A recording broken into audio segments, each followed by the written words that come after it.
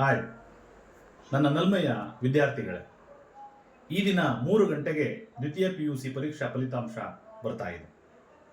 ಒಂದು ವರ್ಷದ ಶ್ರಮಕ್ಕೆ ಸಾರ್ಥಕತೆ ಸಿಗುವ ಹೊತ್ತು ಇದಾಗಿದೆ.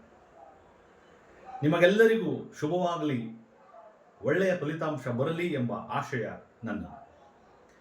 ಅತ್ಯಂತ ಒಳ್ಳೆಯ ಫಲಿತಾಂಶ ಬಂದೇ ಬರುತ್ತದೆ ಎಂಬ ನಿರೀಕ್ಷೆಯಲ್ಲಿ ನಾನು ಕೂಡ ಇದ್ದೇನೆ. ಫಲಿತಾಂಶ ಏನೇ ಬಂದರೂ ಅದನ್ನು ಸ್ವೀಕರಿಸುವ ಮನಸ್ಥಿತಿ ನಿಮ್ಮದಾಗಲಿ. ಧೃತಿಗೆಡದೆ ನಿಮಗೆ ಬರುವ ಫಲಿತಾಂಶವನ್ನು ಒಪ್ಪಿಕೊಳ್ಳಿ. ಇದು ಅಂತಿಮವಲ್ಲ. ಸಾಧಿಸುವ ಸಮಯ, ವರ್ಷಗಳು, ಶ್ರಮ ಮುಂದೆ ಬೇಕಾದಷ್ಟಿದೆ. ಇದನ್ನು ಮೆಟ್ಟಿಲುಗಳಾಗಿ ಪರಿವರ್ತಿಸಿ ನಿಮ್ಮ ಭವಿಷ್ಯ ಉಜ್ವಲವಾಗಿ ಇಲ್ಲಿಂದ ನಿಮ್ಮ ಹೊಸ ಬದುಕು ಆರಂಭ ಆಗಲಿ. ಹೊಸ ಬದುಕಿನ ಕಡೆಗೆ ನಿಮ್ಮ ಪ್ರಯಾಣ ಮುಂದುವರಿಲಿ ಅಂತ ಆಶಿಸ್ತೀನಿ. ನಿಮಗೆಲ್ಲರಿಗೂ ಮತ್ತೊಮ್ಮೆ ಶುಭವಾಗಲಿ ಎಂಬ ಹಾರೈಸ್ತಾ ಇದ್ದೀನಿ. ನಮಸ್ಕಾರ.